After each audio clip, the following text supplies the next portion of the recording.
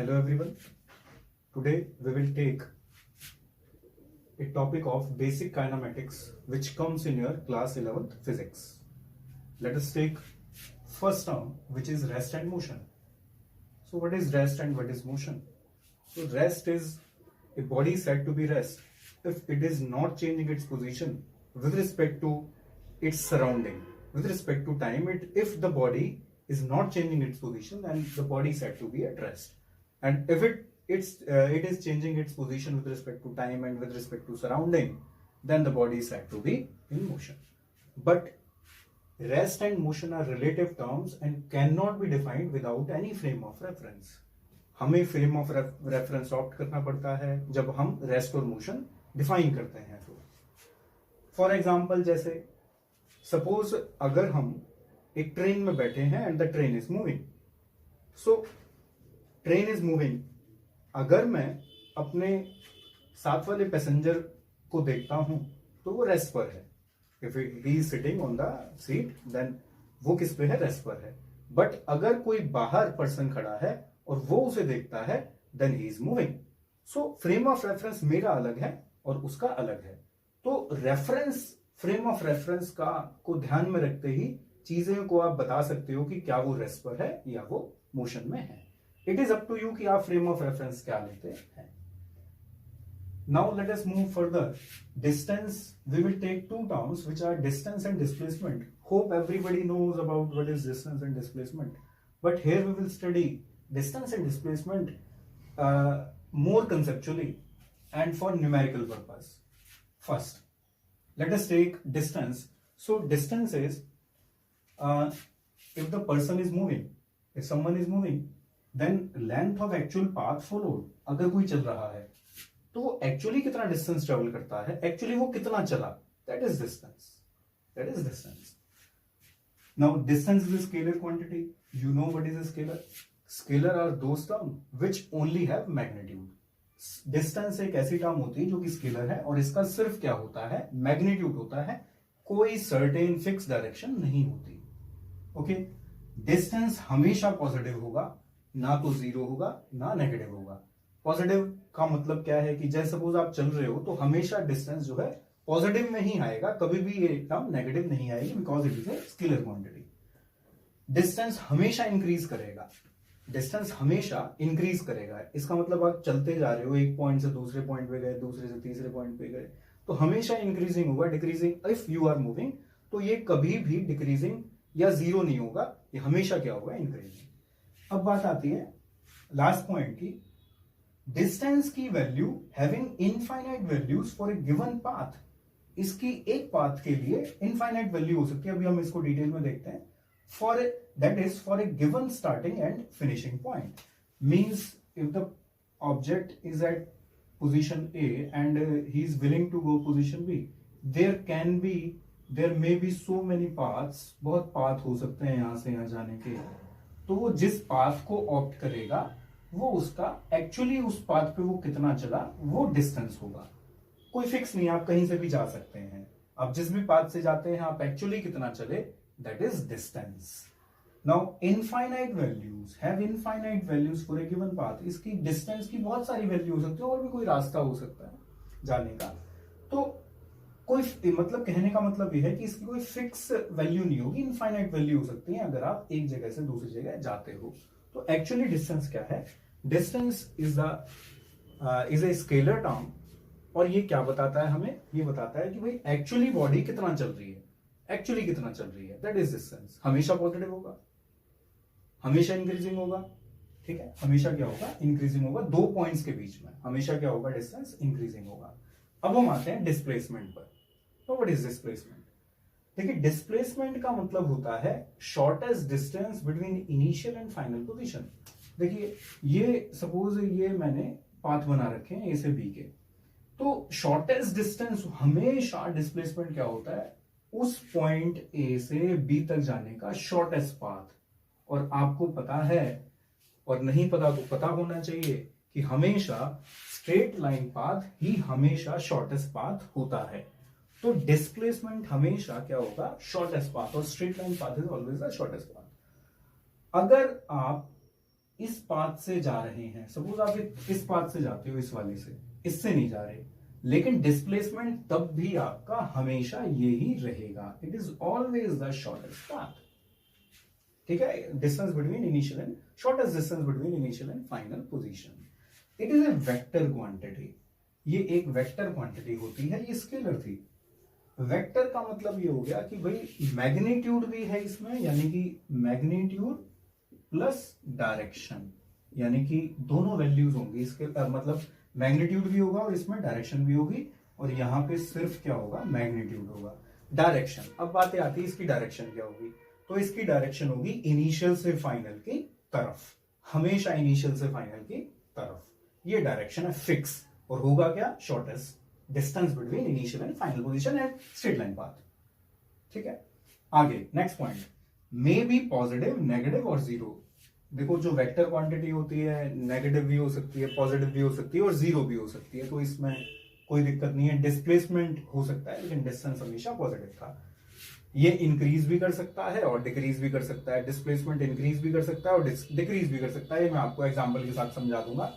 अब next point आता है, have only single value for a given path. एक ही वैल्यू होती है गिवन पाथ के लिए, और वो कौन सी होगी, ये वाली। यहां पे इनफाइनाइट थी, बहुत सारे रास्ते हो सकते हैं एक पोजीशन से दूसरी पोजीशन पे जाने के, लेकिन डिस्प्लेसमेंट हमेशा एक ही वैल्यू होगी, और that is straight line path. ठीक है, अब सपोज कि हम एक एग्जांपल ले लेते हैं। सपोज कि एक ऑब्जेक्ट यहां से चलता है, एक ऑब्जेक्ट इस पॉइंट से चला, let this point is a, ऐसे चलता है 4 मीटर, फिर ऐसे चलता है 4 मीटर, और फिर ऐसे चलता है 4 मीटर, बी पर आ गया। तो भाई कितना चला ये, तो वो बोले डिस्टेंस कितना है, तो आप कहोगे कि जी डिस्टेंस है इसका 4 + 4 + 4 and it is 12 meter. Now what about displacement, displacement is only shortest path, so this is the shortest path and you can calculate, so it is only 4 meter। so distance और displacement में hopefully आपको पहले से पता थी, because ये topic आप 9th class में पढ़ चुके होते हैं, लेकिन हम थोड़ा सा इससे और कंसेप्चुअली और एडवांस स्केल पे पढ़ते हैं क्लास 11th में।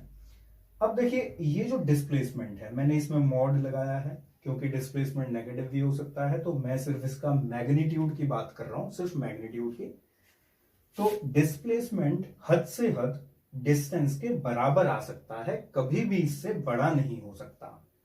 अगर आप ये बॉडी यहां से यहां जा रही है तो और आप जा रहे हो ऐसे, तो डिस्टेंस तो ये है और डिस्प्लेसमेंट ये है, तो डिस्प्लेसमेंट हमेशा डिस्टेंस से छोटा होगा मैग्नीट्यूड में, और हद से हद क्या हो सकता है, बराबर हो सकता है। बराबर कब होगा भाई, अगर आपने ए से मोशन स्टार्ट किया और आप बी पे जाते हो, तो और ऐसे जा रहे हो, सीधे जा रहे हो, तो चाहे डिस्टेंस कह लो या डिस्प्लेसमेंट कह लो, दोनों ही सेम है इस सिचुएशन में। तो डिस्टेंस और डिस्प्लेसमेंट दोनों सेम बराबर हो सकते हैं, लेकिन हमेशा डिस्प्लेसमेंट डिस्टेंस से छोटा होगा। ठीक है भाई, अब हम देखते हैं आगे, ये मैंने कुछ एक ग्राफ बना रखे हैं, फिर हम इनके बाद एक आध न्यूमेरिकल देखेंगे, जिससे आपको डिस्टेंस और डिस्प्लेसमेंट के बारे में कुछ और क्लियर होगा। देखो ये मैंने लिखा है डिस्टेंस टाइम ग्राफ। तो देखो ये ग्राफ क्या प्रेडिक्ट करता है, ये प्रेडिक्ट कर रहा है कि इतने टाइम में बॉडी ने इतना डिस्टेंस ट्रेवल किया, फिर इतने टाइम में बॉडी ने इतना डिस्टेंस ट्रेवल किया, इतने टाइम में बॉडी ने इतना डिस्टेंस ट्रेवल किया। इसका मतलब ये है, ये जो स्ट्रेट लाइन आ रही है आपकी ओरिजिन से जाती हुई, तो इसका मतलब ये है कि बॉडी बराबर टाइम इंटरवल में बराबर डिस्टेंस कवर कर रही है। Body is covering equal distance in equal interval of time. ठीक है, इसका मतलब, इसका एक मतलब और है कि बॉडी इक्वल स्पीड से चल रही है, तो इसका मतलब उसका डिस्टेंस बढ़ता जा रहा है। डिस्टेंस इज ऑलवेज पॉजिटिव होता है और इंक्रीजिंग है, ऑलवेज इंक्रीजिंग, बॉडी चल रही है तो डिस्टेंस बढ़ता जा रहा है। तो ये ग्राफ हमारा डिस्टेंस टाइम ग्राफ, ये बिल्कुल ठीक है, ये डिस्टेंस टाइम ग्राफ बिल्कुल ठीक है, ये ठीक बना हुआ है। ठीक है जी, दूसरा देखते हैं डिस्टेंस टाइम ग्राफ। देखो ओरिजिन, अब आप इधर देखो तो टाइम बढ़ता जा रहा है और डिस्टेंस नेगेटिव होता जा रहा है, ये नेगेटिव है, इधर पॉजिटिव है, ये पॉजिटिव वाई एक्सिस है और ये नेगेटिव वाई एक्सिस है, तो ये तो नेगेटिव तो कभी होता ही नहीं है डिस्टेंस, हमने तो पढ़ा ही नहीं कभी नेगेटिव डिस्टेंस। तो ये ग्राफ डिस्टेंस टाइम ग्राफ के लिए गलत है। ठीक है, ये वाला ग्राफ हम देखें अगर डिस्टेंस टाइम ग्राफ, तो देखो ये ओरिजिन है, अब बॉडी टाइम बढ़ता जा रहा है यहां तक, देखो टाइम बढ़ता जा रहा है यहां तक बढ़ता जा रहा है, और बराबर टाइम इंटरवल में बराबर डिस्टेंस बॉडी कवर कर रही है यहां से लेके इस टाइम तक, यानी कि यहां तक। ठीक है, लेकिन उसके बाद क्या होता है, उसके बाद ये इसका डिस्टेंस डिक्रीज करने लग जाता है। तो भाई डिस्टेंस तो कभी डिक्रीज ही नहीं करता, टाइम बढ़ता जा रहा है, डिस्टेंस तो कभी डिक्रीज ही नहीं करता, तो ये ग्राफ भी गलत है ओवरऑल। यहां से यहां तक का तो ठीक है, लेकिन हम ओवरऑल देख रहे हैं, तो ओवरऑल ये ग्राफ डिस्टेंस टाइम ग्राफ गलत है।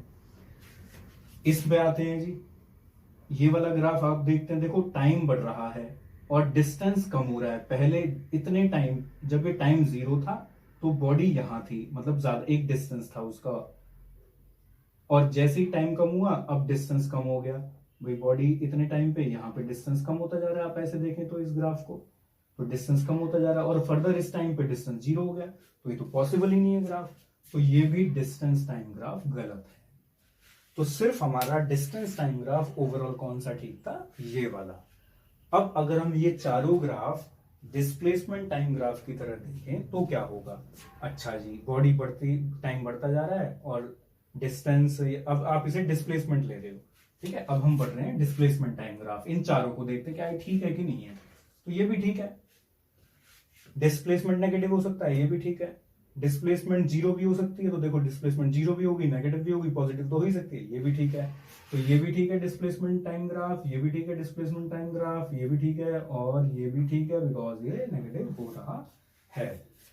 तो कहने का मतलब ये है कि डिस्टेंस और डिस्प्लेसमेंट कैसी टर्म होती है। देखो, अगर आपको डिस्टेंस और डिस्प्लेसमेंट समझ में नहीं आएगा तो आप स्पीड, वेलोसिटी और फिर एक्सेलरेशन को नहीं समझ पाएंगे।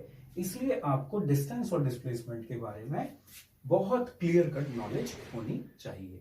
ठीक है, अब हम इसके कुछ एक एग्जांपल ले लेते हैं जो कि डिस्टेंस और डिस्प्लेसमेंट पर डिपेंड। कुछ एक एग्जांपल लेते हैं इसके जो डिस्टेंस और डिस्प्लेसमेंट को बताएंगे। तो देखते हैं,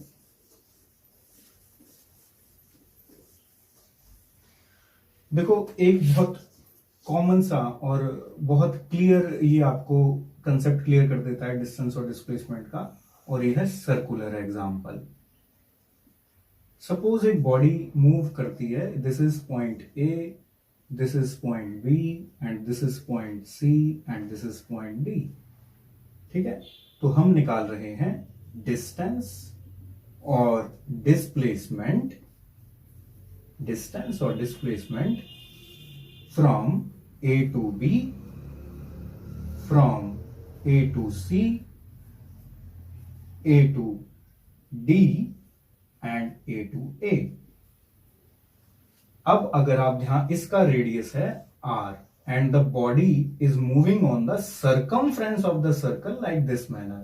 बॉडी जो है वो कहां मूव कर रही है, सर्कल के सर्कमफ्रेंस पे इस तरीके से, और इसका रेडियस है R। तो बॉडी ने A से चलना स्टार्ट किया, अब आपको निकालना है डिस्टेंस A to B, तो वो ऐसे चल रही है, तो ये कितना होगा, पूरा 2 पाई आर होता है, ये 2 पाई आर का 25% है, तो ये आपके पास हो जाएगा 2 पाई आर इंटू 25%। जब आप इसका करेंगे तो ये आपके पास हो जाएगा 1/4, तो ये आपके पास हो गया पाई आर बाय 2। ठीक है भाई, पाई आर बाय 2 चली बॉडी यहां से लेके यहां तक डिस्टेंस। डिस्प्लेसमेंट, डिस्प्लेसमेंट कैसे निकालेंगे, देखो बॉडी चाहे जैसे मर्जी चली हो, लेकिन डिस्प्लेसमेंट हमेशा क्या होता है, शॉर्टेस्ट पाथ होता है, और वो स्ट्रेट लाइन पाथ होगा। तो ये आर, ये आर, तो ये कितना हो जाएगा आपके पास √2r, तो √2r ये हो जाता है। अब A to C, A to C, अब आप ये देख रहे हो, तो ये कितना होगा, पाई आर का आधा, 2 पाई आर का हाफ, तो ये कितना हो गया पाई आर। कैपिटल आर लिख देते हैं क्योंकि हमने ऊपर कैपिटल आर लिया है। और डिस्प्लेसमेंट क्या होगा, डिस्प्लेसमेंट हमेशा शॉर्टेस्ट पाथ होता है, और shortest path straight line, so it is 2r। Now what is A to D, A to D में आप क्या करोगे, आप इसका 75% कर दें क्योंकि आप इतना चले हैं, देखो, या फिर ऐसा कर लो, pi R by 2, pi R by 2, pi R और पाई आर बाय 2, तो ये कितना हो जाता है आपके पास 3/2 पाई आर, 1.5 पाई आर हो गया, pi R by 2, pi R by 2, pi R by 2, 3 बार पाई आर बाय 2 हो गया तो 1.5 pi R. What about displacement? Displacement again is the shortest path and it will be again √2 r. Now A2A is 2 pi r and it is 0 because body जहां से चली थी वहीं पे आ गई. अगर बॉडी जहां से चलती है और वहीं पे आ जाती है तो हम उसके लिए डिस्प्लेसमेंट क्या कहते हैं? 0 कहते हैं. तो इस तरीके से हमने डिस्टेंस और डिस्प्लेसमेंट देखा. ठीक है, नेक्स्ट क्लास में हम इसके कुछ और अच्छे एग्जाम्पल और स्पीड और वेलोसिटी पढ़ेंगे. Thank you very much.